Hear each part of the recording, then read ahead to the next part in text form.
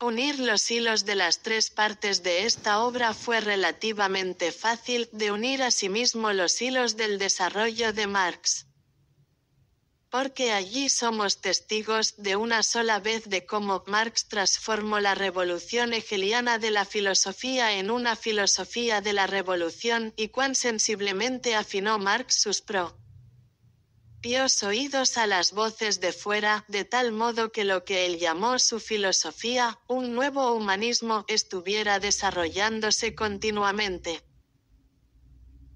Así como el joven Marx, al dedicarse por primera vez a lo que él llamó economía, había descubierto el proletariado como al sujeto que sería enterrador del capitalismo y jefe de la revolución proletaria, así también al final de su vida Marx aún hizo varios descubrimientos al volverse hacia nuevos estudios antropológicos empíricos como la sociedad primitiva de Morgan, así como a las incursiones imperiales en el Oriente y el desmembramiento de África. A partir del estudio del comunismo primitivo, Marx aún realizó nuevos descubrimientos, incluyendo al mismo tiempo una confirmación de su anterior concepto de hombre, mujer y de la forma en que, en su resumen de la Comuna de París, había señalado como su realización más grande, su propia existencia laboral. Como quedara en claro por las cartas de Marx y Vera Zasulich, en el mismísimo periodo en que estaba trabajando en los cuadernos etnológicos, consideró a los campesinos no solo como una segunda edición de las guerras de campesinos para asegurar la victoria proletaria, sino también como posibles instrumentos de revoluciones siempre nuevas. Al ahondar Marx en la historia de los restos de la comuna campesina rusa no descartó que, si era posible una unión con la sociedad tecnológicamente avanzada de Occidente, una revolución puede ocurrir primero en la atrasada Rusia, y esto era en 1882, no es de sorprender que también nuestra época sienta la repercusión de la problemática a la que Marx se enfrentó en sus días, las nuevas fuerzas revolucionarias que no surgen fácilmente, ni son fáciles de imaginar. De su anterior concepto de hombre, mujer y de la forma en que, en su resumen de la Comuna de París, había señalado como su realización más grande, su propia existencia laboral. Como quedara en claro por las cartas de Marx y Vera Zasulich, en el mismísimo periodo en que estaba trabajando en los cuadernos etnológicos, consideró a los campesinos no solo como una segunda edición de las guerras de campesinos para asegurar la victoria proletaria, sino también como posibles instrumentos de revoluciones siempre nuevas. Al ahondar Marx en la historia de los restos de la comuna campesina rusa no descartó que, si era posible una unión con la sociedad tecnológicamente avanzada de Occidente, una revolución puede ocurrir primero en la atrasada Rusia, y esto era en 1882, no es de sorprender que también nuestra época sienta la repercusión de la problemática a la que Marx se enfrentó en sus días, las nuevas fuerzas revolucionarias que no surgen fácilmente, ni son fáciles de imaginar, y que fueron tan profundamente planteadas en el nuevo continente de pensamiento y revolución abierto por el filósofo alemán. Ya sea que nunca nuestra época se eleve o no a la tarea histórica de transformar la realidad, de una cosa no hay duda, Marx había abierto un camino, no solo para la generación de Rosa Luxemburgo, sino también para la nuestra. Raya de UNAYEVSKAYA 5 de mayo de 1981 Detroit, Michigan. Primera parte Rosa Luxemburgo como teórica, como activista, como internacionalista. Internacionalista capítulo 1 2 puntos determinantes en la vida de Rosa Luxemburgo, antes y después de la Revolución de 1905. La Revolución Rusa es solo el último acto de una serie de revoluciones burguesas del siglo XX, sino, antes bien, la precursora de una nueva serie de futuras revoluciones proletarias en que el proletariado consciente y su vanguardia, la socialdemocracia, están destinados al histórico papel de dirigentes. Discurso de Rosa Luxemburgo en el Congreso de Londres, 1907. La entrada en la escena alemana. La entrada misma de Rosa Luxemburgo, en mayo de 1898, en la escena alemana, centro de la Segunda Internacional, conmovió las más prestigiadas y numerosas de las organizaciones marxistas del mundo, el Partido Socialdemócrata Alemán, SPD. Desde el comienzo, se vio en el centro de todas las discrepancias, las cuales aún no han cesado el día de hoy.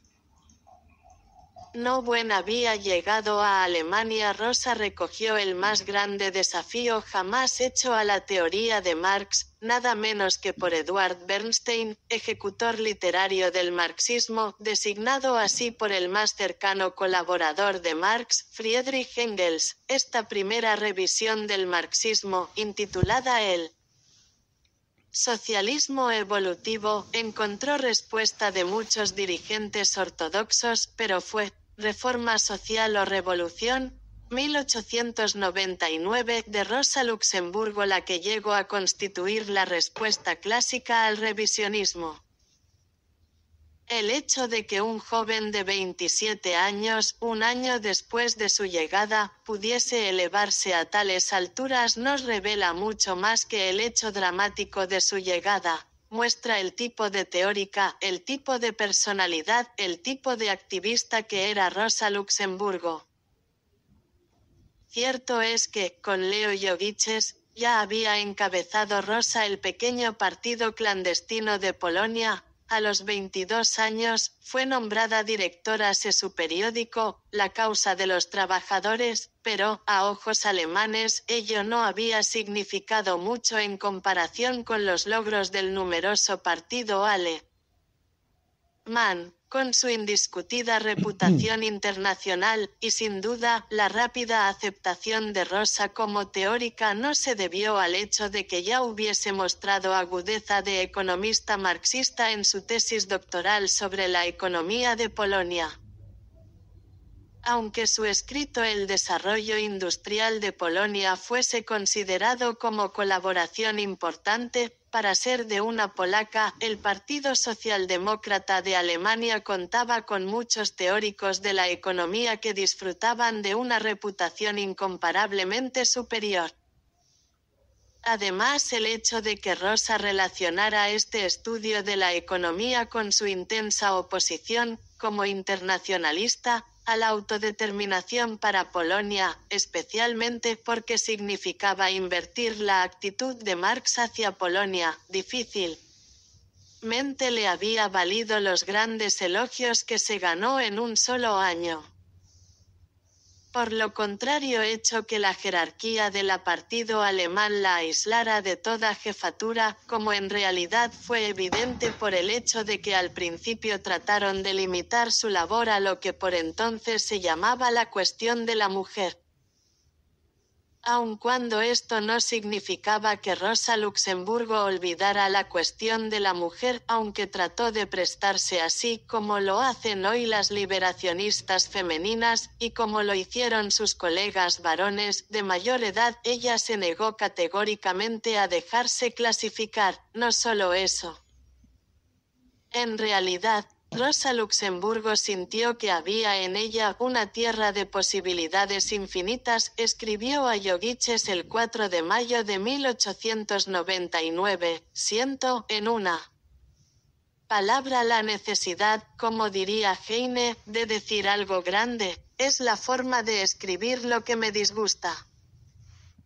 Siento que dentro de mí está madurando una forma completamente nueva y original que prescinde de las usuales fórmulas y pautas, y las violenta, pero ¿cómo? ¿Qué? ¿Dónde? Aún no lo sé, pero te digo que siento con absoluta certidumbre que algo hay aquí, que algo nacerá. 1. También sobre la cuestión femenina tuvo Rosa algo de que informar en su carta a Lloguiches del 11 de febrero de 1902, acerca de su gira de organización, que nos revela que tanto teórica como prácticamente tenía clara conciencia de la cuestión. Fui formalmente interpelada sobre la cuestión femenina y el matrimonio. Un espléndido joven tejedor, Hoffman, está estudiando celosamente esta cuestión. Había leído a Bebel, Lily Brown y Gleichheit y está sosteniendo una enconada discusión con los camaradas más viejos del pueblo, que siguen sosteniendo que el lugar de la mujer está en el hogar. Naturalmente, Rosa Luxemburgo se puso del lado de Hoffman y le complació que fuera aceptado su consejo como la voz de la autoridad. Fue esa teórica voz de la autoridad no sobre la cuestión femenina, sino sobre el revisionismo, la que hizo que la jerarquía del partido reconociera a Rosa Luxemburgo como alguien que no aceptaría limitaciones a su gama de interés, cualquiera que fuese la limitación intentada, ya sobre la cuestión femenina o el antisemitismo que, aunque nunca reconocido, no estaba muy por debajo de la superficie. 2. Ya la concentración en cualquier asunto aislado, fue la totalidad del objetivo revolucionario la que caracterizó esa totalidad que era Rosa Luxemburgo. Rosa era inflexible en sus multifacéticas participaciones y puso en claro que eran de alcance tan grande como todo aquel nuevo continente revolucionario del pensamiento que Marx había descubierto. Ella tenía toda la intención de practicarlo a escala internacional, comenzando allí mismo y en aquel momento en el punto focal universal de la socialdemocracia, Alemania.